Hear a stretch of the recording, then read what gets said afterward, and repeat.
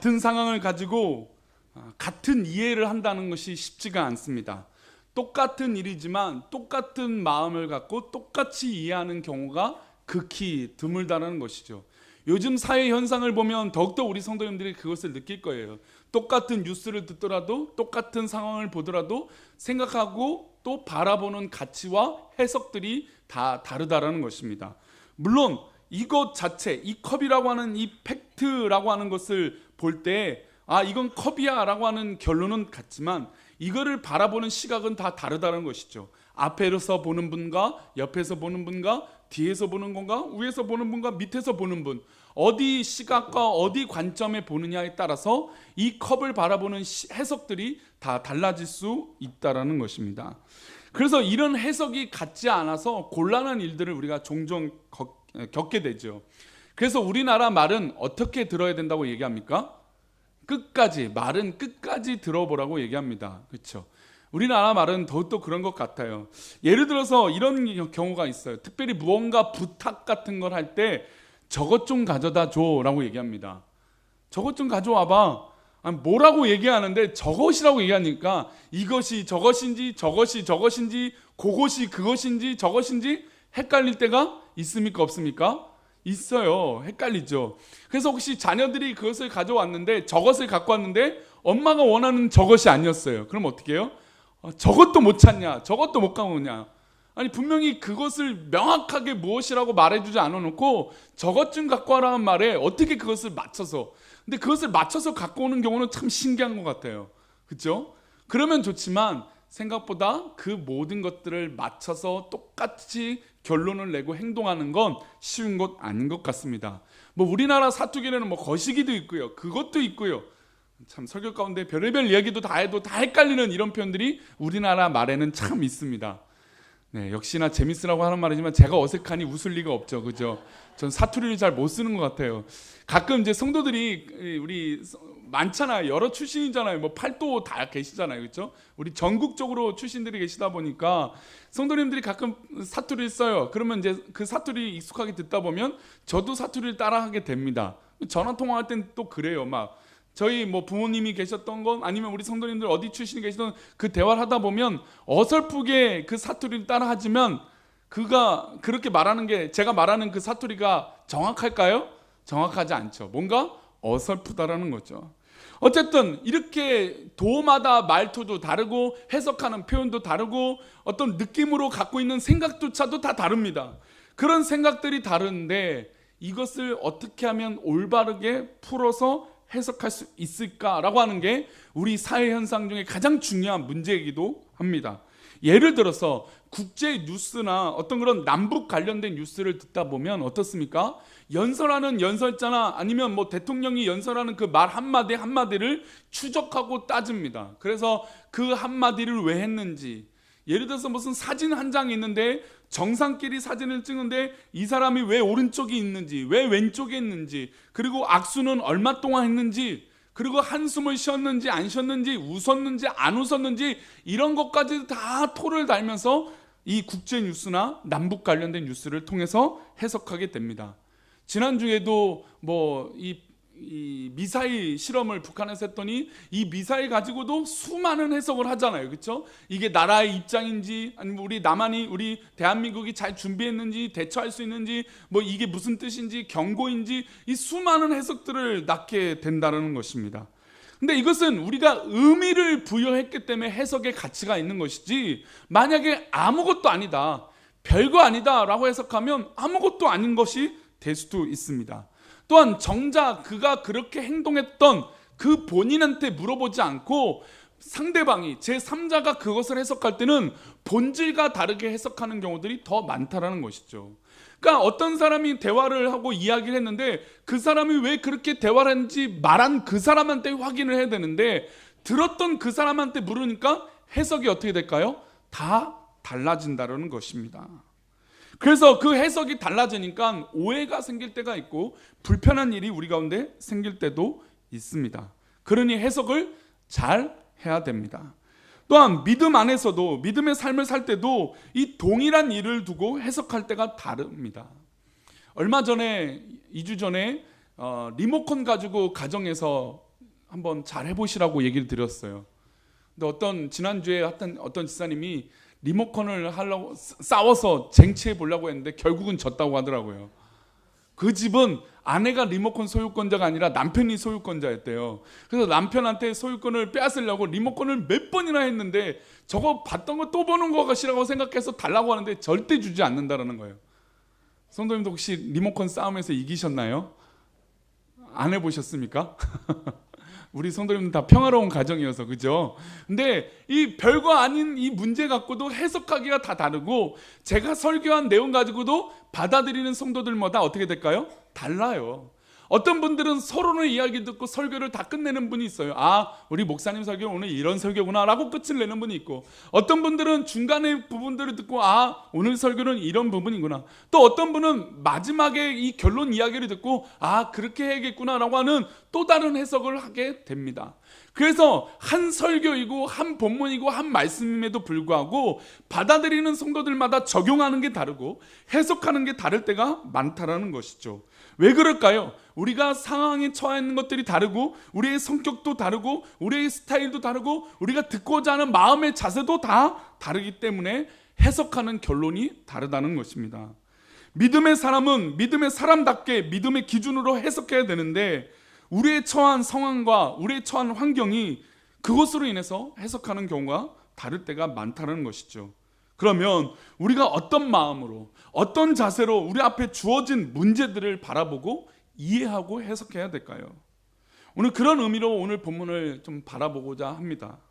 오늘 본문은 참 가슴 아픈 이야기예요. 너무나 가슴 아픈 이야기예요. 한 가정입니다. 야곱이에요. 야곱은 우리가 잘 알죠. 야곱은 형 에서가 자신을 죽이려고 하자 어머니의 말을 듣고 삼촌 라반의 집으로 도망가게 됩니다. 그런데 삼촌을 만났습니다. 근데 삼촌의 딸들이 레아와 라헬이 있었는데 둘째 딸인 라헬이 너무 자기의 마음에 들었던 거예요. 말 그대로 한눈에 뿅 갔어요. 그래서 내가 저 여인과 무조건 결혼하겠다라고 하는 마음으로 그 집에서 일을 하고 살게 됩니다. 비록 형을 피해서, 형이 나를 죽이려고 하니까 피해서 삼촌 집에 갔지만 삼촌 집에 기다렸다듯이 내 평생의 동반자 아내를 맞이할 수 있는 놀라운 은혜가, 사랑이 그곳에 있었다는 것입니다. 우리 창세기 29장 18절을 보면 레아 언니보다 라헬을 어떻게 사랑했는지 표현하고 있습니다. 우리 창세기 29장 18절입니다. 함께 읽어봅니다. 야곱이 라헬을 더 사랑함으로 대답하되 내가 외삼촌의 작은 딸 라헬을 위하여 외삼촌에게 몇 년이요? 7년을 섬기겠다. 섬기겠다라고 하는 것은 말 그대로 종이 되겠다라는 이야기입니다. 그만큼 누구를 더 사랑했습니까? 언니 레아보다 라헬을 더 사랑한 것입니다. 그런데 사랑에는 뭐가 무섭습니까? 질투가 무섭죠. 레아 언니가 있음에도 불구하고 라헬 동생을 사랑하니 레아 입장에서도 괴로운 일이고 또 반대로 사랑을 받는 라헬 입장에서도 곤란한 일일 수도 있습니다. 그럼에도 불구하고 야곱은 노골적으로 라헬을 더 사랑합니다. 내가 이 집에서 7년을 일해도 종살이 살아도 괜찮습니다 라고 여기면서 삼촌에게 이야기를 합니다. 아빠의 마음, 삼촌 라반의 마음은 어떠했는지 모르겠지만 어쨌든 야곱의 이 제안 7년 동안 일하겠습니다라고 하는 말을 들어주게 됩니다. 그래서 7년 동안 일하면 라헬을 너에게 주겠다라고 해서 종살이를 시작하게 되죠. 근데 말 그대로 종살이인데 7년 동안 종살이가 쉽겠습니까? 일주일만 종살이해도 기분 나쁘고 불쾌하고 내가 해보지 않는 일인데 얼마나 힘들겠습니까?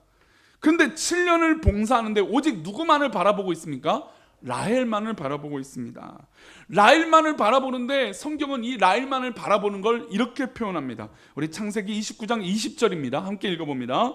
야곱이 라헬을 위하여 7년 동안 라반을 섬겼으나 그를 사랑하는 까닭에 7년을 며칠같이 여겼더라. 대단한 사람입니다. 이 사람이 얼마나 뜨겁게 사랑하는지 7년 동안 종살이 하는데 며칠로 여길 정도로. 그러니까 이 야곱은 매일같이 열심히 일을 하면서 딴 생각하지 않고 오직 누구랑 결혼한다는 것만 생각했습니까? 라헬하고 결혼하겠다. 야, 내가 라헬을 내 아내로 삼을 수 있다 라고 하는 이 꿈과 사랑과 열정을 가지고 7년 동안 일하는데 이 7년이 며칠처럼 여겨졌다는 것입니다. 참 야곱의 열정이 대단한 사람인 것 같아요. 야곱의 사랑이 참 대단한 것 같아요. 우리 성도님들도 이런 사랑을 해보셨죠? 지금도 하고 계시죠?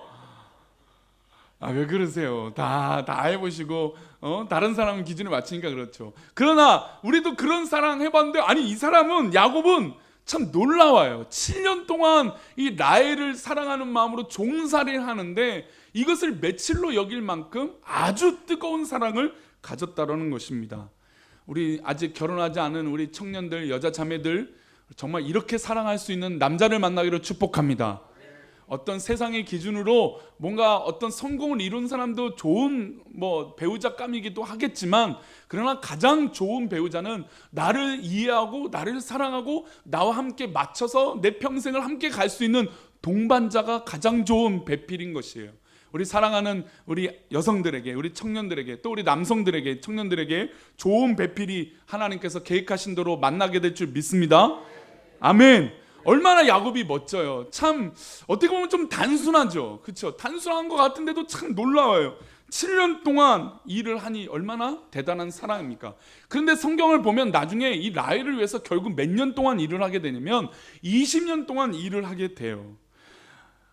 7년이 지나서 라헬에게 결혼하는 디데이가 왔는데 아버지 라반이 첫째 딸 레아가 결혼하지 못했기 때문에 이 첫째 날 밤에 보내고 불이 꺼진데 라헬을 그 방에 집어넣은 것이 아니라 누구를 넣었어요? 그 방에 언니 레아를 집어서 결혼을 강제로 시켜버린 것이죠. 그래서 야곱이 어떻게 삼촌이 이럴 수 있습니까? 따지다가 삼촌이 또 제안을 합니다. 7년 동안 일을 또 해라. 그럼 이 레아뿐만 아니라 라헬도 너에게 아내로 삼게 해주겠다. 그 당시는 일부 다처제가 허용될 때였으니까, 그러니까 이 말에 야곱은 어떠한 선택을 할 수 없는 것이죠. 7년을 더 일을 해야 되는데도 불구하고 또 그만큼 누구를 사랑했습니까? 라헬을 사랑했기 때문에 그 조건, 말도 안 되는 조건을 받아들이게 됩니다. 말 그대로 14년을 종살이하고 또 자신의 삶을 위해서 6년을 더 넘게 20년이나 만큼 이 야곱은 라헬을 위해서 살게 되었습니다. 그런데 이 야곱의 가정에 안타까운 일이 있었어요. 어떤 일이냐면 레아는 사랑을 받지 못했어요. 그럼에도 불구하고 결혼을 해서 이 레아가 야곱을 통해서 어떻게 되냐면 자식들을 계속 낳게 되는 거예요. 아들을 계속 낳게 되는 거예요. 레아는 그런 은혜가 있었고 라헬은 안타깝게도 아이를 낳지 못하게 됐습니다. 하필 자신만의 일이면 괜찮지만, 근데 하필이면 누구랑 비교가 됩니까? 언니랑 비교가 되잖아요. 언니는 야곱의 사랑을 받지도 못했는데 아들을 그렇게 낳고 있으니 자신은 죽을 만큼 괴로운 마음이 들었던 것입니다. 게다가 비교가 되고 비교를 또 스스로 하니까 라헬은 스스로 죽을 마음 같은 것들이 들었습니다. 그래서 막 편법을 써요. 자기의 여종을 남편에게 집어넣어서 남편으로 하여금 낳은 아들을 자기의 아들처럼 여기기도 합니다. 그렇지만 진짜 자신은 임신하지 못했죠. 그래서 라헬이 그렇게 어려운 순간 가운데 하나님의 은혜 가운데 임신을 하게 됩니다. 그리고 첫째 아들이 태어나요. 얼마나 이게 극적이에요. 그렇죠? 아니 레아는 사랑받지 못하는데도 아들을 낳았고 라헬은 그 큰 사랑을 받았음에도 불구하고 아들을 못 낳고 자식도 못 낳고 있는 그런 상황이었어요. 그런데 하나님께서 라헬에게 은혜를 주셔서 첫째 아들이 태어나게 됩니다. 그 첫째 아들의 이름이 우리가 잘 알고 있는 누구입니까? 요셉이에요. 요셉에게 하나님의 놀라운 계획이 있었고 라헬을 통해서 낳게 하신 이 아들이 이 땅 가운데 태어나게 되었습니다. 그런데 오늘 그 얘기하려고 하는 것이 아니라 이제 둘째 아들이 또 갖게 되었어요. 얼마나 감사합니까? 라헬의 입장에서 둘째 아들도 갖게 되었어요. 그래서 둘째 아들은 또 태어나게 하고 출산하게 되는 그때 하필이면 이 둘째 아들을 낳다가 이 산고 때문에 자기도 죽게 되는 어려움에 처해 버린 것입니다. 창세기 35장 18절은 이 상황을 이렇게 말합니다. 한번 읽어보겠습니다. 시작. 그가 죽게 되어 그의 혼이 떠나려 할 때에 아들의 이름을 베논이라 불렀으나 그의 아버지는 그를 베냐민이라 불렀더라. 라헬이 둘째 아들을 사랑하는 마음으로 출산을 하는 과정 가운데 그 상고 때문에, 그 출산의 고통 때문에, 어려움 때문에 죽게 되었습니다. 물론 현대의 과학이라면 이런 일이 없었겠죠. 그러나 과거에 의학이 발달되지 않는 이 시대에 이 산고라고 하는 것은 진짜 죽음을 각오한, 물론 지금도 이 산고는 죽음을 각오하는 것이지만, 그러나 그 당시는 더욱더 죽음과 직면한 이 직결된 일이었다는 것이죠. 그 라헬이 둘째를 낳게 되는데 하필이면 이 라헬이 둘째를 낳다가 죽게 되어버린 것입니다. 그래서 혼이 떠나려, 즉 죽기 직전에 아들을 낳은 이 아들을 향해서 뭐라고 이름을 주어지냐면 베노니라고 이름을 주어집니다. 막내 아들의 이름이 베논이라고 이 라헬은 스스로 지어진 거예요. 근데 베논이라고 하는 뜻이, 이름의 뜻은 무엇이냐면 슬픔의 아들이라고 하는 뜻이에요. 즉 자신은 어떻게 됐습니까? 죽게 됐고 자신만을 사랑해준 남편 야곱을 두고 세상을 떠나는 게 기쁜 일입니까? 슬픈 일입니까? 슬픈 일이죠. 너무나 슬프기 때문에 이 마지막에 자신의 목숨을 걸고 낳은 이 아들의 이름을 베논이라고 하면서 너는 슬픔의 아들이다 라고 이름을 주어줬습니다. 어때요? 우리 어머니의 마음들, 우리 어머니들의 마음은 어떻게 해요? 이해가 되죠. 이 자식이 마지막에 낳는, 그렇게 어려운 가운데 낳은 이 아들, 게다가 자기의 목숨과 바꾼 거잖아요. 그렇죠? 자신의 목숨과 바꿔서 낳은 이 아들을 낳으면서 슬픔의 아들, 게다가 20년 동안 자신을 위해서 종사를 했던 그 남편, 정말 그 열정과 사랑을 해준 그 남편을 두고 이 세상 떠나는 게 억울한 거예요. 속상하고 너무나 슬펐던 거죠. 게다가 이 막내 아들이 엄마의 사랑을 못 받잖아요. 그렇죠? 이 막내 아들의 입장을 해석하면 이 아들이 엄마가 죽고 나면 분명히 그 첩이 둘이 있고 언니 레아가 있는데 그 언니와 첩 둘이 자기 이 막내 아들을 예뻐할까? 그 생각만 해도 슬픔이 나고 눈물이 나는 그런 상황이에요. 반대로 우리 자식들이 우리 부모님을 생각할 때 우리가 살다 보면 좋은 일도 있고 안 좋은 일도 있고 슬픈 일이 있지만 이 죽음이라고 하는 이 어려운 가운데 어느 누구가 부모님을 미워할 수 있고 또 상처라고 말할 수 있겠습니까? 누구든지 다 내가 조금 더 살아있을 때 잘할 거라고 하는 마음의 아쉬움들이 다 든다라는 것입니다. 그런 아쉬움과 또 이 아들이 사랑받지 못할 것 같은, 엄마의 젖도 물지 못하는 이 아들을 두고 이 엄마는, 이 라헬은 슬픔에 빠졌습니다. 그래서 슬픔의 아들이라고 하는 이름을 주어줬어요. 이해가 되신가요? 안 되시는가요? 충분히 감정적으로 이해가 돼요. 얼마나 엄마의 마음이 괴로웠으면 이 막내 아들, 출산이라고 하는 것은 기쁜 일임에도 불구하고 슬픔의 아들이라고 지어진 이름의 가치가 충분히 이해가 됩니다. 그런데 이 본문이 한 절이 지난 것도 아니고 뭐 한 단락이 지난 것도 아니고 다음 장도 아니고 그 엄마 라헬이 베논이라고 불렀는데 그러자마자 야곱이 이렇게 말합니다. 그의 아버지는 그를 뭐라고 불렀습니까? 베냐민이라고 불렀습니다. 아니 엄마의 유언이잖아요. 그렇게 사랑했고 20년을 넘게 그 라헬을 위해서 살았던 그 야곱이 그 유언 같은 그 말, 그 자신의 목숨을 걸고 낳은 그 아들 베노민, 이 베논이라고 하는 그 이름을 놔두고 그 아빠가 야곱이 덥석 너는 베냐민이야 라고 불렀다라는 것입니다. 베냐민이라고 하는 이름의 뜻은 무슨 뜻이냐면 오른손의 아들이라고 하는 뜻입니다. 이 오른손은 성경에서 볼 때 하나님의 능력, 하나님의 권한, 하나님의 긍정적인 힘, 탁월함을 상징합니다. 즉 오른손의 아들이라는 건 누구의 아들이라는 뜻일까요? 하나님의 아들이라고 해석하는 것입니다.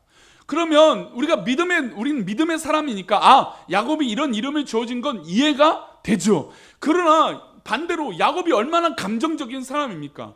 야곱이 얼마나 라헬을 사랑했습니까? 우리가 다 잘 알고 있는 사실이에요. 그런데 야곱이 라헬이 죽으면서 지어준 이 베노니를 베냐민으로 바꿨단 말이죠.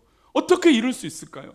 어떻게 이 야곱이 어떻게 이렇게 감정적인 사람이 그의 아들의 이름을 하나님의 능력, 하나님의 오른손, 하나님의 이름, 능력자 이렇게 이름으로 바꿔버린 것일까요? 물론 우리가 결론만 보면 그래 베냐민이라고 하는 이름이 맞아 라고 할 수 있지만 이 야곱과 라헬의 스토리를 안다면 이 이야기가 그렇게 쉬운 일이 아닙니다. 게다가 라헬이 죽는다라고 하는 공통의 모든 의견이고 같은 상황이에요. 라헬의 죽음을 모두 다 즐거워하지 않고 다 슬퍼했어요. 어려워했어요. 힘들어했어요. 괴로워했어요. 그게 바로 죽음이라는 거예요. 그 야곱 스스로도 분명히 똑같이 괴롭고 어렵고 힘들고 눈물이 나는 그 슬픔의 상황 가운데, 아니 단 한 절도 지나지 않아서 그 절 안에서 베노니가 아니라 베냐민이라고 부를 수 있는 힘은 어디서 나올까요? 야곱이 정말 매정해서 라헬의 뜻을 지키지 않고 아들의 이름을 바꾼 것일까요? 저는 그렇지 않다고 생각합니다. 야곱도 그렇게 사랑하는 라헬을 보내는 것이 쉬운 일이 아니었을 것입니다. 그러나 야곱은 이 일은 내 일, 우리 가정의 일로 국한된 것이 아니라 이 가정의 일, 이 모든 일은 하나님의 일, 곧 하나님의 놀라운 섭리이구나 라고 선언하는 것이죠. 그러면 야곱이 어떻게 이렇게 결단하고 아들의 이름을 바꿀 수 있었을까요? 막내 아들이 이 태어나기 직전의 사건을 보면 이해가 될 수 있습니다. 왜냐하면 야곱이 그 라헬이 죽는 이 창세기 35장에서 하나님을 만나는 장면이 있어요. 그러니까 즉 라헬이 죽기 전에 야곱은 한 사건을 통해서 하나님 앞에 나아갑니다. 우리 창세기 35장 1절인데요. 읽어보겠습니다. 시작. 하나님이 야곱에게 이르시되 일어나 베델로 올라가서 거기 거주하며 내가 내 형 에서의 낯을 피하여 도망하던 때에 내게 나타났던 하나님께 거기서 제단을 쌓으라 하신지라. 자, 하나님이 야곱에게 일렀습니다. 나타나셨습니다. 베델입니다. 그 베델은 야곱이 형 에서를 피하다가 잠들어 잘다가 돌 베고 잤는데 그 돌의 이름을 베델이라고 지어진 것입니다. 그 베델로 다시 가서 하나님께 예배를 드리라고 이야기를 듣게 됩니다. 그래서 야곱이 어디로 가게 됩니까? 베델로 올라갔습니다. 베델로 갔다는 건 누구를 만나기로 결심한 것일까요? 하나님을 만나기로 결심하게 된 것입니다. 그래서 다시 한번 하나님을 만나고 은혜를 회복하고 역사를 회복하고 자식에게 있었던 그 모든 고민들을 하나님 앞에 풀어놓기 시작합니다. 그래서 그 베델의 의미가 커졌다는 것이죠. 그래서 그 베델의 이름을 다시 한번 회복하기 위해서 이렇게 이름을 또한 부르게 됩니다. 우리 7절 말씀인데요. 읽어보겠습니다. 시작. 그가 거기서 제단을 쌓고 그것을 엘 베델이라 불렀으니 이는 그의 형의 낯을 피할 때에 하나님이 거기서 그에게 나타나셨음이더라. 그 옛날에도 하나님이 나타나셔서 우리를 도와주셨지만 지금도 이 엘 베델, 하나님의 집이 하나님의 것이다, 하나님의 이름으로 하나님의 집이다, 즉 이 모든 것이 하나님의 것이다 라고 선언하는 이 엘 베델, 그 형을 피해서 도망갈 때 만났던 그 하나님이 지금도 나를 만나셔서 나를 붙들어 주시고 나를 회복시켜 주신다라는 것이에요. 그런데 이 창세기 35장에는 그렇게 뭐 대단한 일이 일어나거나 위기가 있지 않았어요. 그냥 얼마 전에 형 에서도 만났고 야복강에서 자기의 정강이 뼈가 이 허리가 끊어질 것 같은 어려움을 받으면서도 하나님을 만났던 그런 역사, 은혜를 경험했어요. 그러나 창세기 35장에는 그렇게 어려운 일들이 벌어나지 않아요. 이전에는 있지 않았어요. 그냥 하나님을 만난 거예요. 별 큰 일이 있지 않아도 하나님을 만나는 의미가 이래서 중요합니다. 우리 사랑하는 성도님들, 어떤 상황이든 어떤 조건이든 하나님을 만나시는 은혜가 있기를 축복합니다.